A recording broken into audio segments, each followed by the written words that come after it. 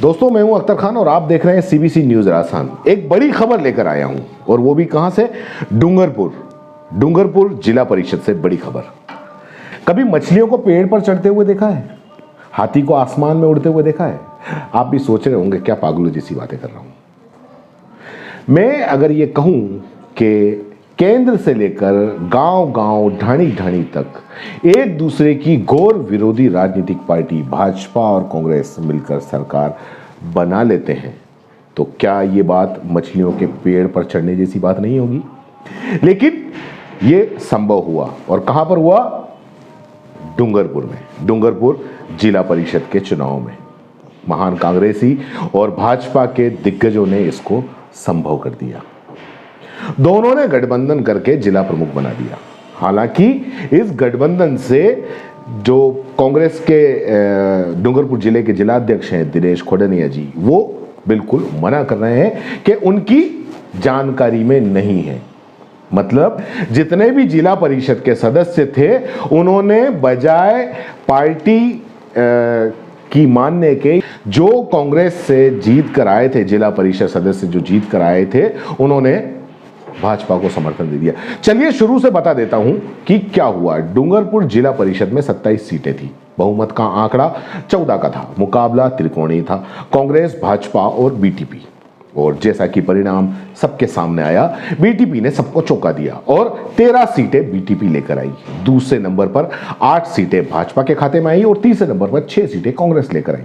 माना जा रहा था कि कांग्रेस बीटीपी को समर्थन देगी, क्योंकि एक सीट की जरूरत थी बीटीपी को, क्योंकि इधर राज्य सरकार बचाने के लिए बीटीपी के 2 विधायकों ने पहल की थी, और जब राज्य सरकार गिरने वाली थी तो कहीं ना कहीं यह माना जा रहा था कि बीटीपी के विधायकों ने राज्य सरकार को बचाया था, गहलोत सरकार को बचाया था, कांग्रेस की सरकार को बचाया था।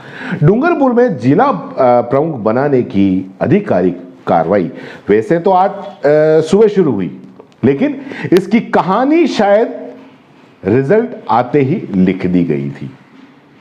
और बिल्कुल जो असंभव था, लेकिन कहते हैं ना कि राजनीति और क्रिकेट, इसमें कुछ भी असंभव नहीं होता है। आखिरी वक्त तक कुछ ना कुछ चलता रहता है और पर्दे पर सीन चेंज हो जाता है, क्योंकि पर्दे के पीछे काफी कुछ गुल खिल जाते हैं। पर्दे के पीछे जो सामने दिखते हैं विरोधी, वो पर्दे के पीछे गलबैयां करने लग जाते हैं। और ऐसा ही कुछ हुआ। शायद भाजपा और कांग्रेस को बीटीपी का इस तरह से विजय होना खला नहीं, और जिला प्रमुख पर काबिज होना भी रास नहीं आ रहा होगा। और यही वजह हुई कि एक ऐसी स्क्रिप्ट लिख दी जो एक तरीके से इतिहास बन गई। और इस स्क्रिप्ट का ड्रामा आज सुबह शुरू हुआ। बीटीपी की पहले पार्वती डोडा ने नामांकन भरा, जबकि भाजपा की सूर्या देवी ने निर्दलीय के रूप में नामांकन भरा।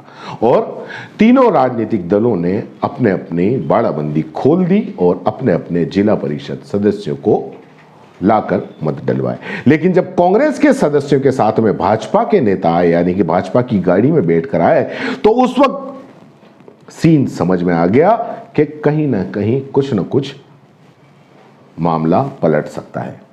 भाजपा की सूर्या आहारी को कांग्रेस के जितने भी 6 सदस्य थे, उन्होंने अपना समर्थन दे दिया, और जिसका परिणाम आया कि भाजपा की सूर्या आहारी जिला प्रमुख बन गई।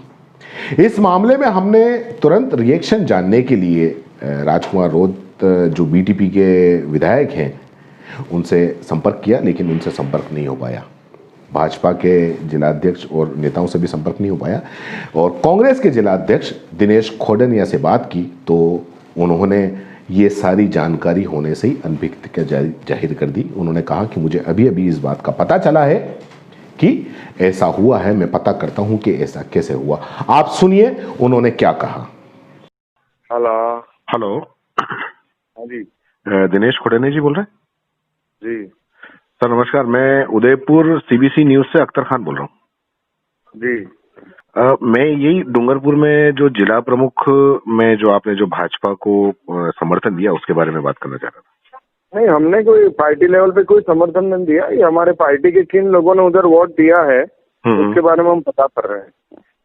नहीं, क्योंकि भाई सारे पार्टी के सभी लोगों ने दिया है, क्योंकि जो 6 आपके सदस्य थे वो 6 हाँ। सदस्यों ने उधर वोट दिया है, तो एक तरीके से ये पार्टी का ही निर्णय हुआ ना।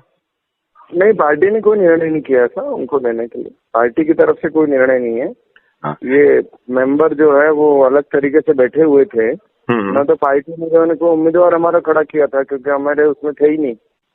लेकिन ये किसी और कैंप में थे, किसी और पंचायत समिति के मेंबरों के साथ, और उन्होंने जाकर के वोट दिया। तो पता करने क्या मामला हुआ। तो मतलब आप ये कहना चाह रहे हो कि ये एक तरीके से बागी हो गए?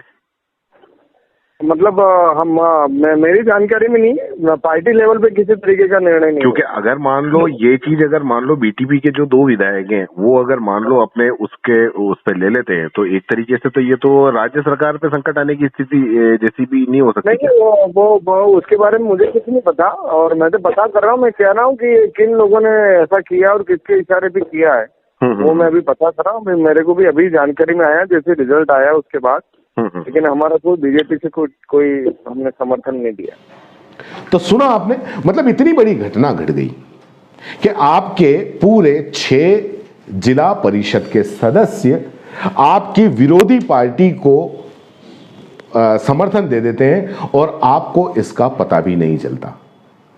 वैसे ये मानने में नहीं आता है, लेकिन उन्होंने कहा है तो मानना पड़ेगा। पर्दे के पीछे की कहानी क्या है ये अभी फिलहाल हम नहीं कह सकते, सिर्फ अंदाजा लगाया जा सकता है कि क्या है क्या नहीं। लेकिन अगर कांग्रेस ने समर्थन दिया तो कहीं ऐसा न हो कि इसकी आंच राज्य सरकार तक चली जाए, क्योंकि राज्य सरकार एक तरीके से किनारे पे खड़ी हुई है और इस किनारे पर खड़े रखने के लिए बीटीपी के 2 विधायकों ने उसको थाम रखा है। बाकी सब समझदार हैं। कांग्रेस के 6 सदस्य बागी होकर भाजपा में चले जाते हैं और पूरी की पूरी कांग्रेस के आला कमान को पता नहीं चलता है। खैर, इस बारे में जो भी अपडेट होगी हम आपको आगे देंगे और जिन भी नेताओं से बात होगी वो हम आपको सीधे बताएंगे। फिलहाल के लिए इतना ही। जय हिंद, जय भारत। सीबीसी न्यूज राजस्थान की यह खबर आपको कैसी लगी, नीचे कमेंट करके जरूर बताएं। अगर आप YouTube पर देख रहे हैं तो सीबीसी न्यूज का चैनल सब्सक्राइब करिए, पास में दिख रहे बेल आइकन को भी दबाइए, ताकि जब भी हम आपके लिए कोई खबर, कोई जानकारी लेकर आए तो सबसे पहले आपके पास नोटिफिकेशन पहुंचे। अगर आप Facebook पर देख रहे हैं तो सीबीसी न्यूज का पेज लाइक करिए। अगर आप Instagram पर देख रहे हैं तो आप हमें फॉलो कर सकते हैं।